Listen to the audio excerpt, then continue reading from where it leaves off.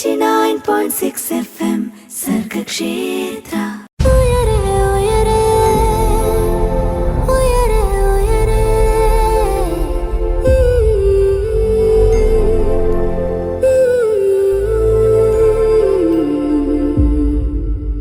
Sargakshetra 89.6 FM ഉയരെയാണ്, പറക്കാൻ കൊതിക്കുന്നവർക്ക് ചിറകായി ഉയരെ. ഇന്ന് നമ്മൾ ഉയരയില് ശാരീരിക ക്ഷമതയെക്കുറിച്ച് അല്ലെങ്കിൽ ഫിറ്റ്നസിനെ കുറിച്ചാണ് കേൾക്കാനായിട്ട് പോകുന്നത്. ആക്ച്വലി ഈ ഒരു മേഖലയിൽ എന്തൊക്കെ കരിയർ സാധ്യതകളാണ് ഉള്ളത് എന്നുള്ളത്. സാധാരണ നമ്മൾ ഫിറ്റ്നസ് എന്ന് പറയുമ്പോൾ അഫ്കോഴ്സ് നമ്മുടെ ആ ഒരു ബോഡി ബിൽഡ് ചെയ്യുക അല്ലെങ്കിൽ നമ്മൾ ഹെൽത്തി ആയിട്ടിരിക്കുക എന്നുള്ളതിനൊരു ഒരു കാര്യത്തിന് വേണ്ടിയിട്ടായിരിക്കും നമ്മൾ ജിമ്മിൽ പോവുക. പക്ഷേ ഇതിനകത്ത് നമ്മളെ ട്രെയിൻ ചെയ്യിപ്പിക്കുന്ന ഒരുപാട് ആളുകളുണ്ട്. അവർ അത്രമാത്രം ഇമ്പോർട്ടൻ്റ് ആണ് നമ്മുടെ ഈ ഒരു ഹെൽത്ത് അല്ലെങ്കിൽ ഈ ഒരു ബോഡി ബിൽഡിംഗ് എന്നുള്ള ഒരു ഫേസിലേക്ക് എത്തുമ്പോൾ.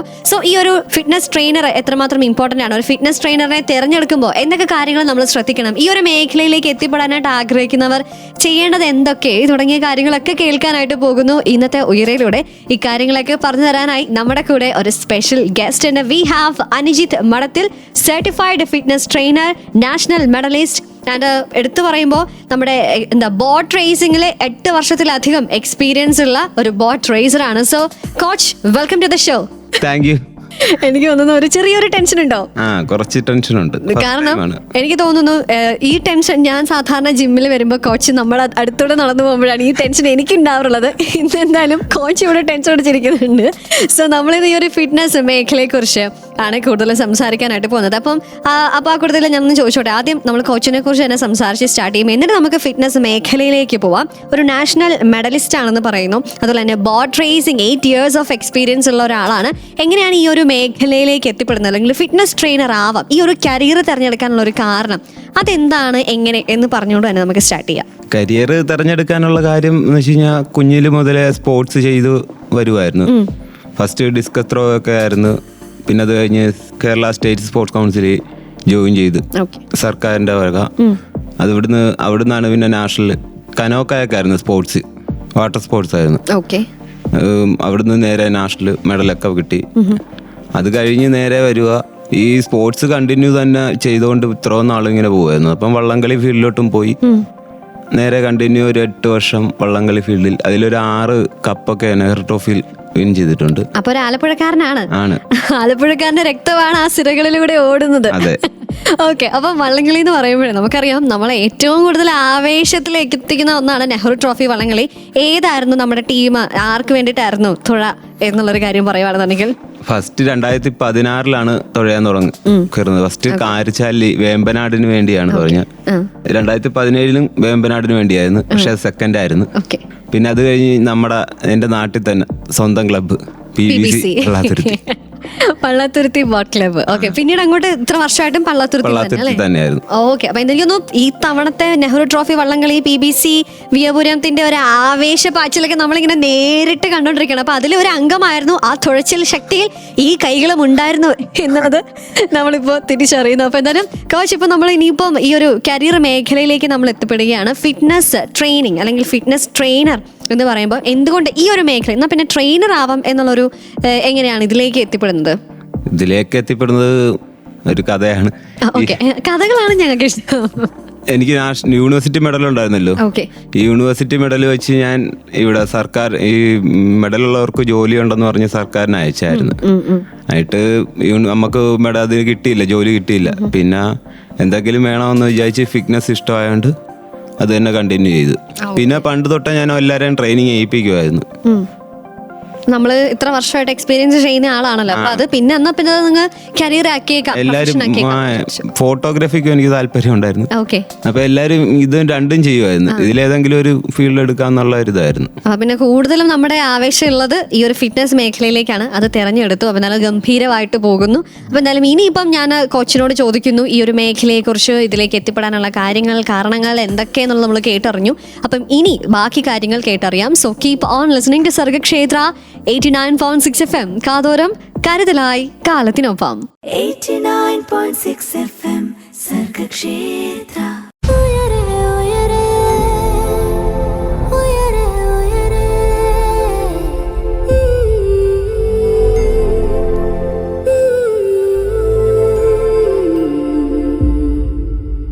സർഗക്ഷേത്ര സർഗക്ഷേത്ര 89.6 FM-ൽ ഉയരെയാണ് പറക്കാൻ കൊതിക്കുന്നവർക്ക് ചിറകായി ഉയരെ കൂടെ ജോ ആണുള്ളത്. നമ്മുടെ കൂടെ ഇന്നുള്ള special guest Anujith Madathil, certified fitness trainer, national medalist and 8 years of experience in boat racing. Sir, നമ്മളിങ്ങനെ ഈ ഒരു ഫിറ്റ്നസ് മേഖലയെക്കുറിച്ച് നമ്മൾ സംസാരിച്ചുകൊണ്ടിരിക്കുമ്പോൾ എങ്ങനെയാണ് ഈ ഒരു ഫിറ്റ്നസ് ട്രെയിനർ എന്നുള്ളൊരു പദവിയിലേക്ക് ഒരാൾ എത്തുന്നത്? എങ്ങനെയാണ്, എന്തൊക്കെ പരിശീലനമാണ് അല്ലെങ്കിൽ എന്തൊക്കെ സർട്ടിഫിക്കറ്റ് ആണ് ഈ അത്യാവശ്യമായിട്ടും വേണ്ടത്? കാരണം നമ്മളിപ്പോൾ ഒരു ജിമ്മിൽ നമ്മൾ ചെല്ലുമ്പോൾ നമ്മളെ എസ്പെഷ്യലി ശ്രദ്ധിക്കേണ്ടത് അവിടുത്തെ ട്രെയിനർ എങ്ങനെയാണ്, അല്ലെങ്കിൽ എന്തൊക്കെ സർട്ടിഫിക്കേഷൻസ് ആണ് ആൾക്ക് ഉള്ളത് എന്നുള്ളത് നമ്മൾ നോക്കാറുണ്ട്. അപ്പം എങ്ങനെയാണ് ആ ഒരു ജിം ട്രെയിനർ അല്ലെങ്കിൽ ഫിറ്റ്നസ് ട്രെയിനർ എന്നുള്ള ഒരു പദവിയിലേക്ക് ഒരാൾക്ക് എത്തിപ്പെടാനായിട്ട് സാധിക്കുക?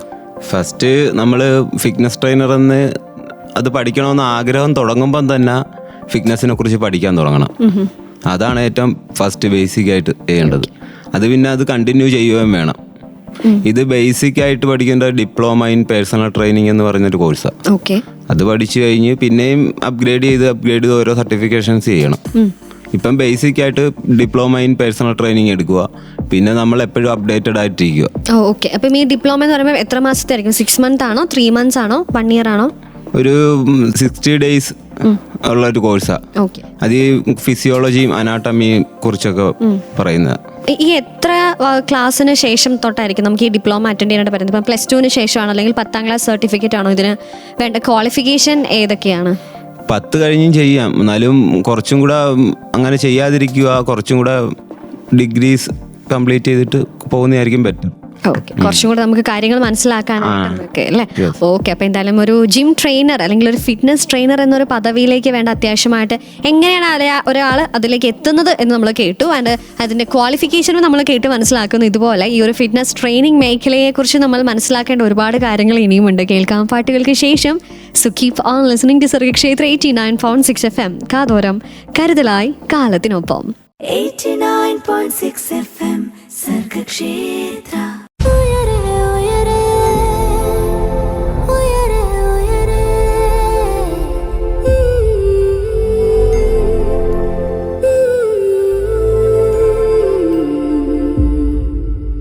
സർഗക്ഷേത്ര 89.6 FM-ൽ ഉയരെയാണ് പറക്കാൻ കൊതിക്കുന്നവർക്ക് ചിറകായി ഉയരെ. ഇത് നമ്മുടെ കൂടെയുള്ള special guest Anujith Madathil, certified fitness trainer and national medallist. മാത്രമല്ല ബോട്ട് റേസിംഗിൽ 8 വർഷത്തിലധികം എക്സ്പീരിയൻസ് ഉള്ള ദ ബെസ്റ്റ് തുഴച്ചിലുകാരൻ നമ്മുടെ കൂടെ ഉണ്ട്, നമ്മുടെ കൂടെ ജോയിൻ ചെയ്തിട്ടുണ്ട്. സോ കോച്ച്, നമ്മളിപ്പം ഫിറ്റ്നസ് ട്രെയിനർ എന്നുള്ളൊരു മേഖല അല്ലെങ്കിൽ ആ ഒരു സർട്ടിഫിക്കേഷൻ നമുക്ക് എങ്ങനെ നേടിയെടുക്കാം എന്നുള്ളത് കേട്ടു. എന്ത് കോഴ്സാണ് നമ്മൾ ചെയ്യേണ്ടത് എന്നുള്ളത് നമ്മൾ കേട്ടറിയുമ്പോൾ, ഈ ഒരു ഫിറ്റ്നസ് ട്രെയിനർ എന്നുള്ളൊരു ടൈറ്റിൽ മാത്രമാണോ ഈ ഒരു മേഖലയിൽ അടങ്ങിയിട്ടുള്ളത്? മറ്റെന്തൊക്കെ കരിയർ സാധ്യതകളാണ് ഈ ഒരു ഇൻഡസ്ട്രിയിലുള്ളത്?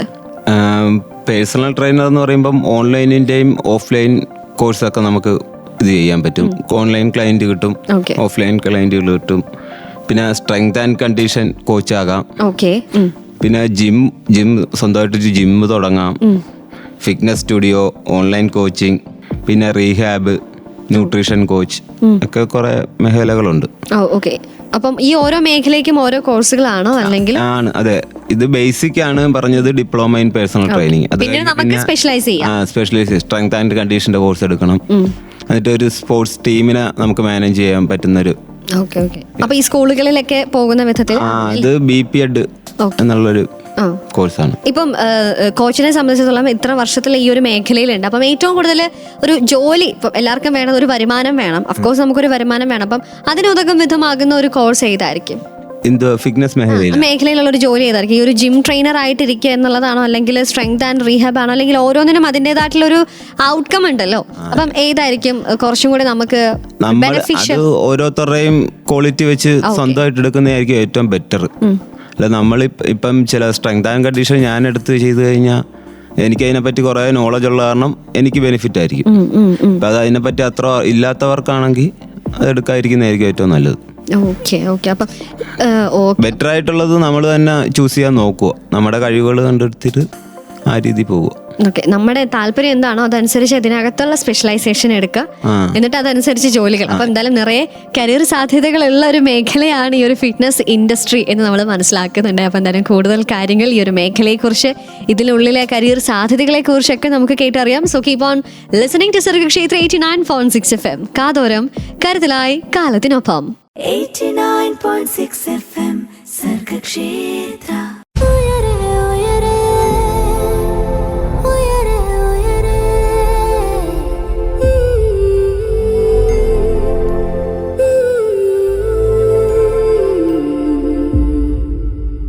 Welcome back to Uyare on Sargakshetra 89.6 FM. കൂടെ ജോ ആണുള്ളത്. നമ്മുടെ കൂടെ ഇന്നുള്ള സ്പെഷ്യൽ ഗസ്റ്റ് അനിജിത്ത് മഠത്തിൽ certified fitness trainer and national medallist. Sir coach, നമ്മളിങ്ങനെ ഈ ഒരു മേഖലയിലെ കരിയർ സാധ്യതകൾ ഏതൊക്കെയാണെന്നുള്ളത് നമ്മൾ മനസ്സിലാക്കി. അപ്പം ഒരു ബേസിക് ആയിട്ടുള്ള ഒരു ഡിപ്ലോമ കോഴ്സ് എടുക്കാം, അതല്ലാന്നുണ്ടെങ്കിൽ അതിൽ തന്നെ സ്പെഷ്യലൈസ് ചെയ്യാനുള്ള മേഖലകളുണ്ട് എന്നുള്ളൊരു കാര്യം കൂടെ നമ്മൾ മനസ്സിലാക്കുന്നു. അപ്പം ഇനി അറിയേണ്ടത് എന്താണെന്ന് വെച്ചാൽ, ഇപ്പം തുടക്കത്തിൽ തന്നെ കോച്ച് പറഞ്ഞൊരു കാര്യമായിരുന്നു നമ്മൾ അപ്ഡേറ്റഡ് ആയിട്ട് ഇരിക്കണം എന്നുള്ളത്. അപ്പം ഈ അപ്ഡേറ്റഡ് ആയിട്ട് ഇരിക്കേണ്ട അനിവാര്യത എത്രമാത്രമാണ്, എന്തുമാത്രമാണ് ഒരു ഫിറ്റ്നസ് ട്രെയിനറിനെ സംബന്ധിച്ച്?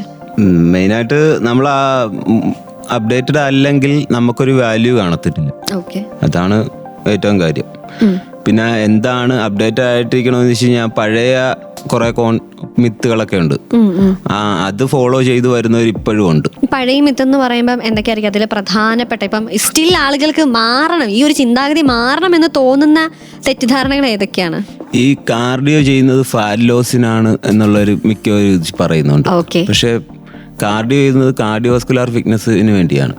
അത് മനസ്സിലാക്കുക.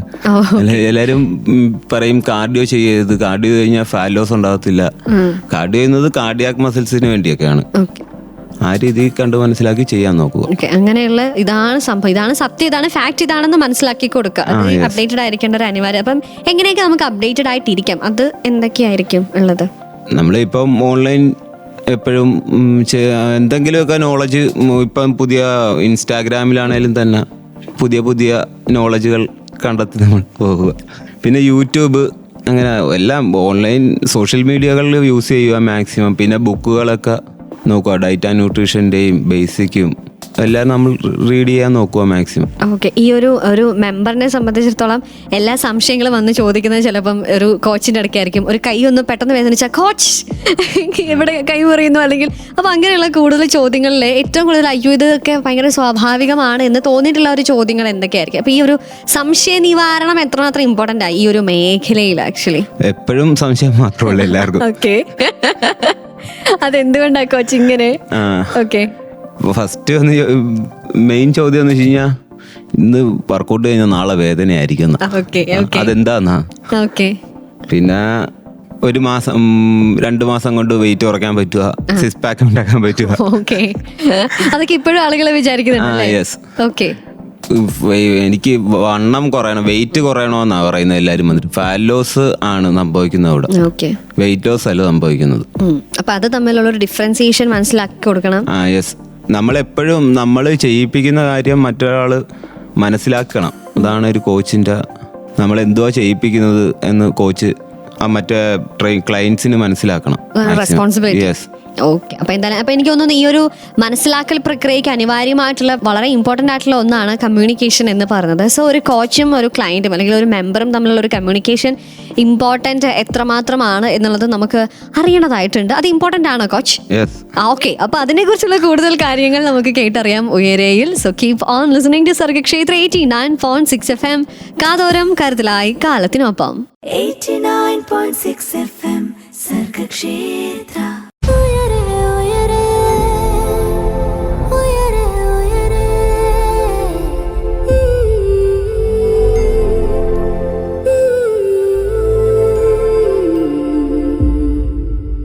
Welcome back to Uyare on Sargakshetra 89.6 FM. പറക്കാൻ കൊതിക്കുന്നവർക്ക് ചിറകായി ഉയരെ. കൂടെയുള്ളത് ജോ ആണ്. ഇന്ന് നമ്മൾ ഫിറ്റ്നസ് മേഖലയെക്കുറിച്ച്, ആ ഒരു മേഖലയിലുള്ള കരിയർ സാധ്യതകൾ എന്തൊക്കെ ഏതൊക്കെ തുടങ്ങിയ കാര്യങ്ങൾ ഇന്ന് കേട്ടറിഞ്ഞുകൊണ്ടിരിക്കുമ്പോൾ ഈ കാര്യങ്ങളൊക്കെ പറയാനായി നമ്മുടെ കൂടെയുള്ള സ്പെഷ്യൽ ഗസ്റ്റ് അനിജിത്ത് മഠത്തിൽ certified fitness trainer and national medallist. മാത്രമല്ല നമ്മുടെ ആലപ്പുഴക്കാരുടെ ആ ഒരു രക്തം സിരകളിൽ ഓടുന്ന ഒരു തുഴച്ചിൽക്കാരൻ. 8 വർഷത്തിലധികമായി തുഴച്ചിൽ, നമ്മുടെ നെഹ്റു ട്രോഫി വള്ളംകളി ഉൾപ്പെടെയുള്ള വള്ളംകളികളിൽ പാർട്ടിസിപ്പേറ്റ് ചെയ്തിട്ടുണ്ട് അദ്ദേഹം. വന്നാലും ആ ഒരു ഫിറ്റ്നസ് മേഖലയിൽ വർഷങ്ങളായിട്ടുള്ള ഒരു എക്സ്പീരിയൻസ് നമ്മളോട് പങ്കുവെച്ചുകൊണ്ടിരിക്കുമ്പോൾ ഇനി പങ്കുവെക്കാനായിട്ട് പോകുന്നത്, അല്ലെങ്കിൽ നമ്മൾ കേൾക്കാനായിട്ട് പോകുന്നത്, ഒരു കോച്ചും അതുപോലെ അല്ലെങ്കിൽ ഒരു ട്രെയിനറും ഒരു മെമ്പറും തമ്മിലുള്ള കമ്മ്യൂണിക്കേഷൻ എത്രമാത്രമാണ് എന്നുള്ളത്. അപ്പം മുമ്പേ പറഞ്ഞ് അവസാനിപ്പിച്ച ഒരു കാര്യം എന്താണെന്ന് വെച്ചാൽ, എന്താണ് ഇവരെ ചെയ്യിപ്പിക്കുന്നത് എന്നുള്ളത് പറഞ്ഞ് മനസ്സിലാക്കിപ്പിക്കേണ്ടത് ഒരു കോച്ചിൻ്റെ റെസ്പോൺസിബിലിറ്റി ആണ് എന്ന് പറഞ്ഞു. അപ്പം അതിന് ഏറ്റവും ഇമ്പോർട്ടൻ്റ് ആയിട്ട് വേണ്ടത് കമ്മ്യൂണിക്കേഷനാണ്. ഇപ്പം സംശയങ്ങൾ ഒരുപാടുണ്ട്.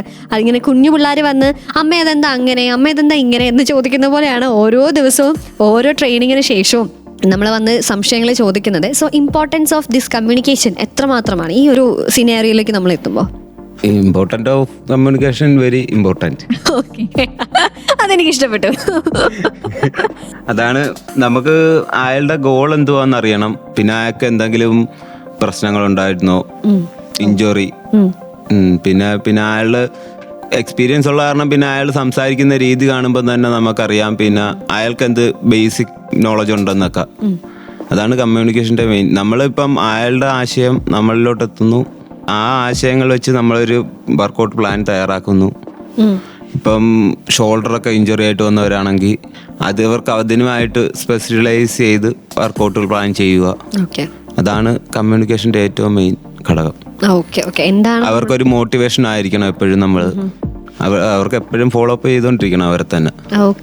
നമ്മളിപ്പം കമ്മ്യൂണിക്കേഷൻ ഇല്ലെങ്കിൽ എല്ലാത്തിലും ഒരു പ്രശ്നം ഉണ്ടാകും. സോ കമ്മ്യൂണിക്കേഷൻ എല്ലാ മേഖലയിലും ഇമ്പോർട്ടൻ്റ് ആണ് എന്നുള്ളൊരു കാര്യം. ഞാൻ ഈ മോട്ടിവേഷൻ എന്ന് പറഞ്ഞപ്പോൾ ഞാൻ ഇൻസ്റ്റഗ്രാമിൽ കുറേ റീൽസ് കണ്ടിട്ടുണ്ട്. അതായത് എനിക്കൊന്നത് നമ്മുടെ കേരളത്തിലുള്ളതല്ല, പുറത്തുള്ളത്. അപ്പം ഒരു ആള് നമ്മുടെ ലെഗിൻ്റെ എക്സസൈസ് ചെയ്തുകൊണ്ടിരിക്കുകയാണ്. അപ്പം ഇങ്ങനെ ഇത് ചെയ്തുകൊണ്ടിരിക്കുമ്പം കോച്ച് വന്നിട്ട് yes you can do it എന്നൊക്കെ പറഞ്ഞിട്ട് ഭയങ്കര പവർഫുൾ ആയിട്ട്. അപ്പം ഞാൻ അതിൻ്റെ കമൻറ്റ് സെക്ഷൻ എടുത്ത് നോക്കിയപ്പോൾ കണ്ടിട്ടാണ് കോച്ചസ് ആയാലും ഇങ്ങനെ വേണം, ഇങ്ങനെ ഒരു കോച്ച് ആണെന്നുണ്ടെങ്കിൽ ആരാണെങ്കിലും പണിയെടുത്ത് പോകും എന്നുള്ള രീതിയിൽ. സോ ഒരു മോട്ടിവേഷൻ എങ്ങനെയൊക്കെ ആയിരിക്കും കൊടുക്കാനായിട്ട് പറ്റുന്നത്, അല്ലെങ്കിൽ ഒരു കോച്ച് എന്ന രീതിയിൽ കിട്ടുന്ന ഒരു മോട്ടിവേഷൻ ഉണ്ടല്ലോ, ഒരാൾക്ക് കൊടുക്കാൻ പറ്റുന്ന ഒരു മോട്ടിവേഷൻ ഉണ്ടല്ലോ, അത് എത്രമാത്രം ഇമ്പോർട്ടൻ്റ് ആണ്. നമ്മൾ ഒരു ജിമ്മിൽ വരുമ്പോൾ കഴിവതും കേൾക്കാറുള്ളൊരു കാര്യമാണ് ഒരു പാർട്ട്ണർ ഉണ്ടെങ്കിൽ നന്നായിരിക്കും എന്നുള്ളത്. സോ ഒരു പാർട്ട്ണർഷിപ്പ് അല്ലെങ്കിൽ ഒരു മോട്ടിവേഷൻഷിപ്പ് ഈ ഒരു മേഖലയിൽ important എത്രമാത്രമാണ്?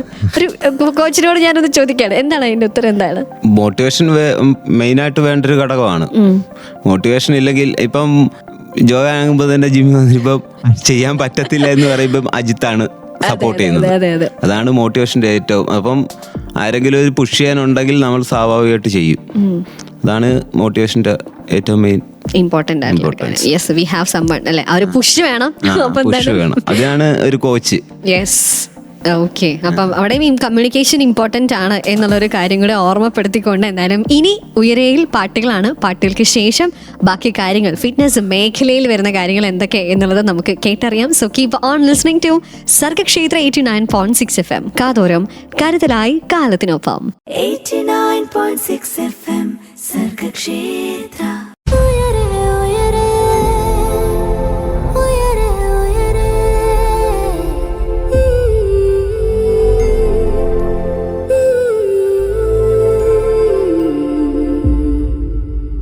Welcome back to Uyare on Sargakshetra 89.6 FM. കൂടെ ഉള്ളത് ജോ ആണ്. നമ്മുടെ കൂടെ എന്നുള്ള special guest Anujith Madathil certified fitness trainer and national medalist എന്ന് പറയുമ്പോൾ തന്നെ ഏതൊരു മേഖലയെക്കുറിച്ചാണെന്ന് സംസാരിക്കുന്നത് എന്നുള്ളത് എല്ലാവർക്കും മനസ്സിലായിട്ടുണ്ടായിരിക്കും. Yes, we are talking about ആ ഒരു ഫിറ്റ്നസ് മേഖല അല്ലെങ്കിൽ ഒരു ഫിറ്റ്നസ് കരിയറിനെ കുറിച്ച് സംസാരിച്ചുകൊണ്ടിരിക്കുമ്പോഴേ ഒരു ഫിറ്റ്നസ് ട്രെയിനറിന് വേണ്ട ഒരു ആപ്റ്റിറ്റ്യൂഡ്, ഒരു അഭിരുചി എന്ന് പറയുമ്പോൾ എന്തൊക്കെയാണ്? കാരണം പലതരം ക്ലയൻസ് ആണ് വരുന്നത്. പ്രായമേറിയവരുണ്ട്, ചെറുപ്പക്കാരുണ്ട്. മുമ്പേ പറഞ്ഞ പോലെ തന്നെ 2 മാസം കൊണ്ട് എനിക്ക് 6 പാക്ക് വേണം എന്ന് പറഞ്ഞു വരുന്നവരുണ്ട്.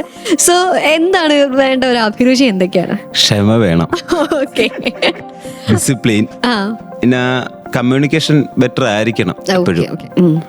പിന്നെ എപ്പോഴും നമ്മൾ പഠിച്ചുകൊണ്ടിരിക്കണം ട്രെയിനർ ആകുമ്പോൾ. നമ്മളിപ്പം ഇത് പഠിച്ച് ഇത്ര പഠിച്ചെന്ന് പറഞ്ഞ് നമ്മളവിടെ കംപ്ലീറ്റ് നിർത്തി കഴിഞ്ഞാൽ അവിടെ സ്റ്റോപ്പ് ആവും നമ്മുടെ ഗ്രോത്തും എല്ലാം. നേരത്തെ പറഞ്ഞ പോലെ തന്നെ അപ്ഡേറ്റഡ് ആയിരിക്കുക. പിന്നെ കണ്ടിന്യൂസ് മിക്കപ്പോഴും വായിച്ചുകൊണ്ടിരിക്കുക എന്തെങ്കിലുമൊക്കെ.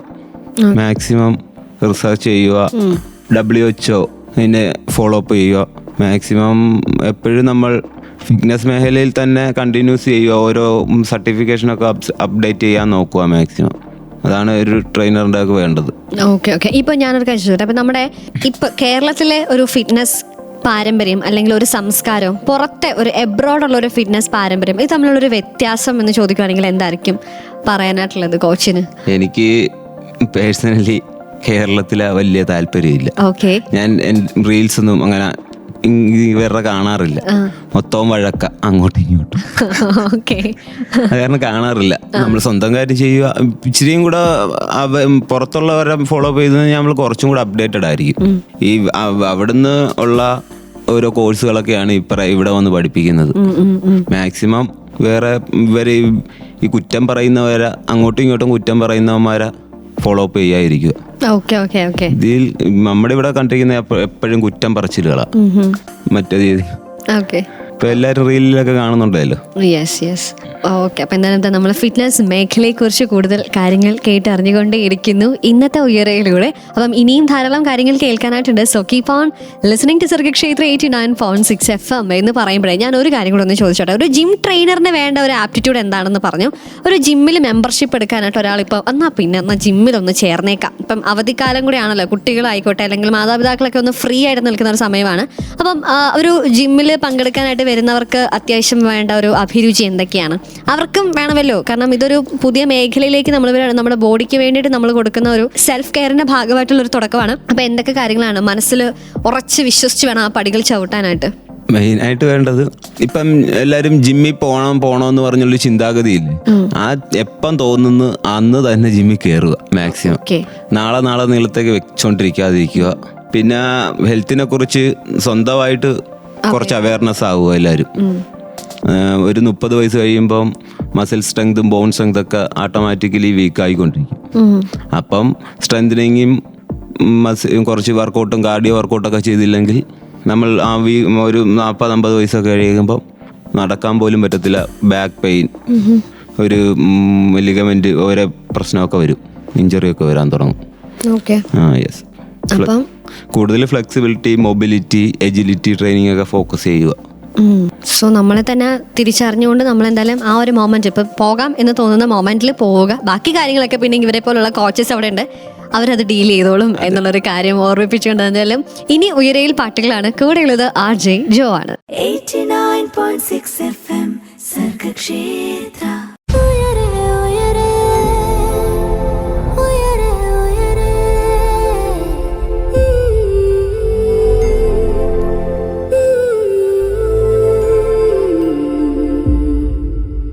Welcome back to your own Sargakshetra 89.6 FM. കൂടെ ജോ ആണുള്ളത്. നമ്മുടെ കൂടെ എന്നുള്ള സ്പെഷ്യൽ ഗസ്റ്റ് അനീജിത്ത് മഠത്തിൽ, certified fitness trainer, national medallist. അപ്പം കോച്ച്, നമ്മൾ ഇന്ന് ഈ ഒരു ഫിറ്റ്നസ് മേഖലയിലെ കരിയർ സാധ്യതകൾ എന്തൊക്കെ തുടങ്ങി കേട്ടു. ഒരു കോച്ച് എന്ന് പറയുമ്പോൾ എന്തൊക്കെ കാര്യങ്ങൾ അറിഞ്ഞിരിക്കണം എന്നുള്ളത് നമ്മൾ മനസ്സിലാക്കി. അപ്പോൾ ഒരു ജിമ്മിലേക്ക് പോകുമ്പോൾ നമ്മുടെ കോച്ച് എത്രമാത്രം എലിജിബിൾ ആണ് എന്നുള്ളൊരു കാര്യം കൂടെ നമ്മൾ മനസ്സിലാക്കിക്കൊണ്ടേ ഇരിക്കുകയാണ്. അപ്പോൾ എന്തായാലും എന്താണ് നമ്മൾ കേട്ടുകൊണ്ടിരിക്കുന്നവരോട് നമ്മൾ ഇക്കാര്യങ്ങളൊക്കെ പറഞ്ഞു. ഇനി ഒരു കോച്ച് എന്ന രീതിയിൽ എന്താണ് പറയാനായിട്ടുള്ളത്? ആ ഒരു അവസാനത്തെ എൻഡ് നോട്ട് എന്തൊക്കെയാണ്?